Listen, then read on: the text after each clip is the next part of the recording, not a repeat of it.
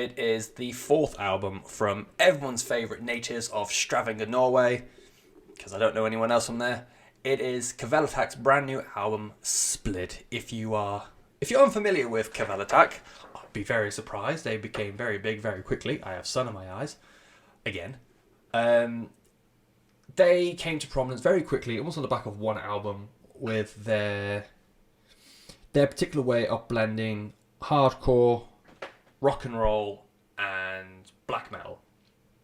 It was very popular. It continues to be quite popular. They're one of the few bands where not many people really have much negative things to say about them. They are almost, I don't want to say quite universally loved, because I'm about to make a point in a minute which contradicts that, but they are, at the very least, universally liked. They are praised a lot for what they do.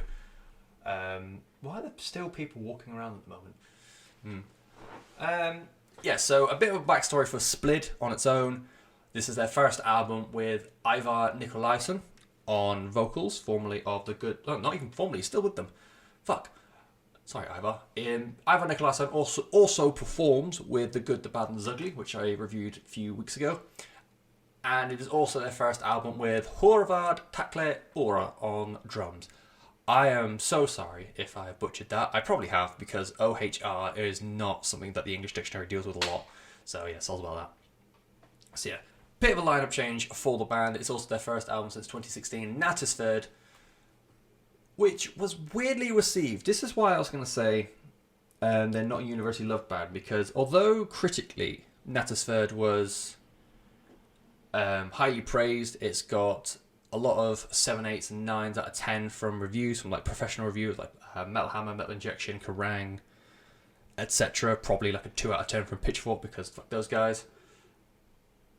When I listen to podcasts and when I listen to, read about what actual people think about it, like people like myself and you, dear listener, a lot of people see it as a big step down. And it doesn't hold up with the 2 albums that came previous, which are held in super high regard. I personally really enjoyed Natisfjord. I think a lot what people didn't like about it is there was a lot of trad metal melodies put in there, and to add another string to the bow for what they were doing. And personally, I really liked that. I think it made the melodic bits really, really dramatic sounding, and then it all came in crushing with the hardcore behind it, and I really, really enjoyed that. But yeah, Natisfjord, not really well received by people, but still critically lauded, so it was a weird one. And now they're back, they're definitely much more of a return to the sound from the first 2 albums, which I'll get into in a bit, and there's a bit of a lineup change, so there's a few key things to take apart. We'll start with the introduction of Ivar, because no disrespect to Horvath, people are always going to recognise a change in frontman than they will a change in drummer. I can only really think of the Rev, where people were, and maybe Mike Portnoy, that really, really jumped the gun when a drummer left. So, sorry Horvath, but we're going to talk about Ivar. That in itself, though, it is not easy to replace a frontman. You look at old school bands like Judas Priest, Iron Maiden, Motley Crue, and if you want to even go modern, Tesseract were constantly jumping around until they got Dan Tompkins back on lead vocal duties. Asking Alexandria tried doing it with Dennis, complicated last name, and then they finally brought Andy back, which has been so great ever since. I'm going to do it that side because the picture I put on YouTube is probably going to be that, and I've probably covered half of that. So yeah, it is not always easy to replace a frontman, but it is not impossible. And with the introduction of Ivar, as I said so I was obviously, as I said before, I listened to The Good, The Bad and The Ugly earlier this year. I can't remember when I did it, but I've looked at The Good, The Bad and The Ugly album, and although they are a different band, I kind of had one extra ear out to try and figure out how Ivar would fit in a Kvelertak world. And he doesn't do a lot of the big black black metal kind of screams that you'd find in Kvelertak, but I thought he could do pretty well, and that's about as far as I go because I don't know much about Ivar or his vocal talents. I'm really sorry about this chair. It seems extra squeaky today. Either that or just can't sit still. For me, Ivar coming in, I think Ivar does a great job of being very familiar to a Kvelertak sound whilst still bringing in some nuances that make it his own personal thing. I said in the Good, the Bad and the Ugly review, he brought a lot of Hank Von Hell, Turbo Negro kind of vibes, and I think he's done that again. Uglas Hegemony? Track 6.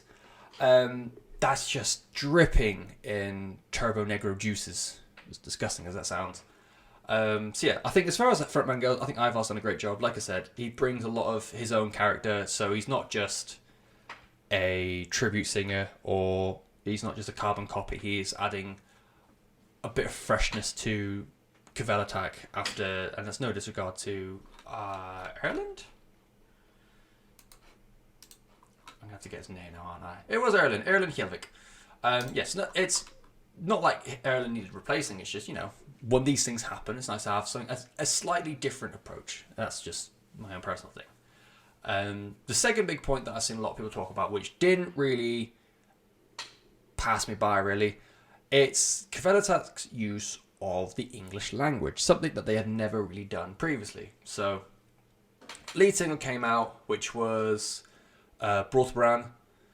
That was obviously still in Norwegian. Everyone enjoyed it. Everyone just like, cool, we're going to have new Kvelertak. And then Crack of Doom came out, and everyone sort of like lost their mind a little bit. Because from what I've seen, or from what I've heard and read, singing in Norwegian added to the mystery and added to the aura of the band. And as far as I can recall, only Crack of Doom and Discord, which features Nate Newton on the song, they're the only ones that I can really hear that uses the English language. And like I said, it wasn't ever something that I really considered, and it just seems like people making a big fuss of something that in retrospect is kind of trivial for me, because I know like people love the fact that Rammstein got massive despite mostly singing in German, but it was a thing they mostly sang in German.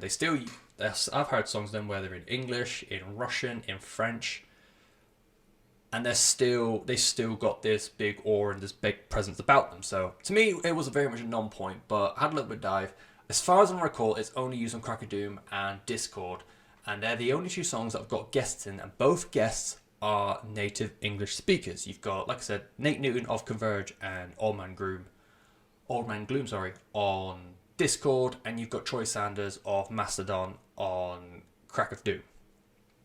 To me, it just makes sense to have a song in English when you're bringing in English guest vocalists, or English-speaking guest vocalists, excuse me. Because the alternatives have the rest of the song in Norwegian, and then you got Troy and Nate coming in for their parts, and it would almost seem out of context for some random bits of English to be in the song. Or alternatively, you try and get Troy and Nate to learn Norwegian. And I don't know the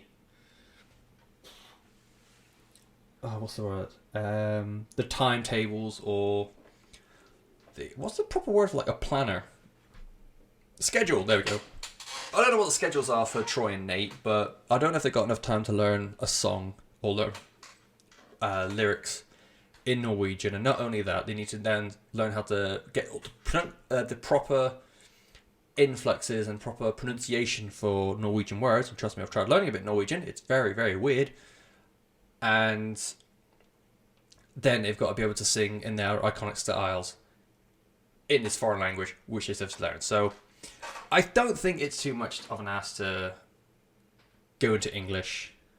Having heard Good, the Bad and the Ugly, it sounds like Ivar is already a pretty native speaker anyway. So, like I said, I thought it was a moot point. Crack of Doom, when it first came out, I wasn't a fan of it purely because I just wasn't a fan. I thought it was quite a kind of a boring song. Listened to it more and more.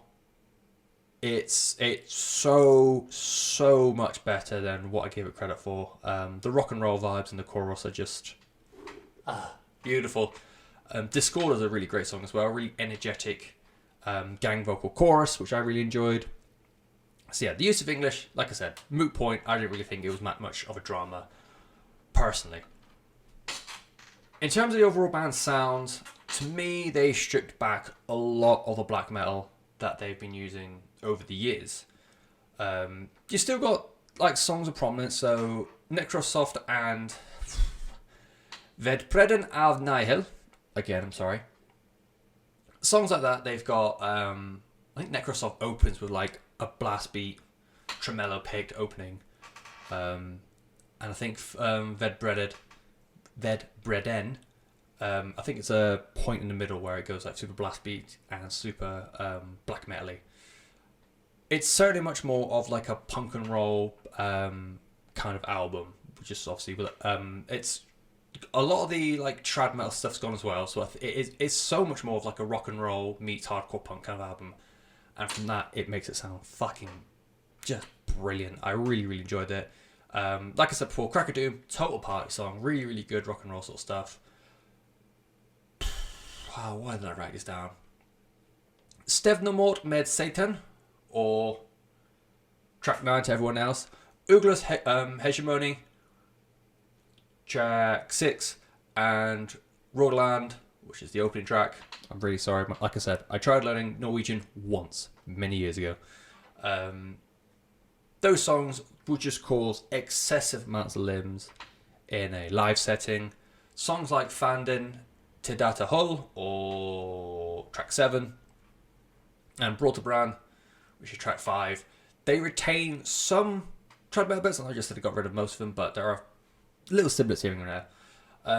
Retain some of the trad metal bits from that third, and that is until Fanden. The first half of the song, it is very much like rock and roll, punk rock, little inklings of like trad metal there, and then it just stops and just restarts as a full-on thrash metal slam, and it's great. Like I said, I really enjoyed this. I kind of had low hopes, not because I have disliked Kvelertak before. I've only heard Natasverd, and like I said, I really enjoyed it, so I was kind of worried that the general consensus would be Natasverd was the start of a downward decline. It is so much not that at all. I vastly underestimated what Kvelertak could do. It's a total party album. It's so much fun. It's way more upbeat, boppy punk. In the songwriting, like I said, I'd describe it more as like a punk and roll kind of album as opposed to black and roll or heavy metal or anything like that. And yeah, like I said, big fan of the fact that rock and roll takes more of a place than black metal. I think this is, especially with a very turbo negro-y vocalist in Ivar, I think that fits the mold so much better than making him do like a black metal kind of thing.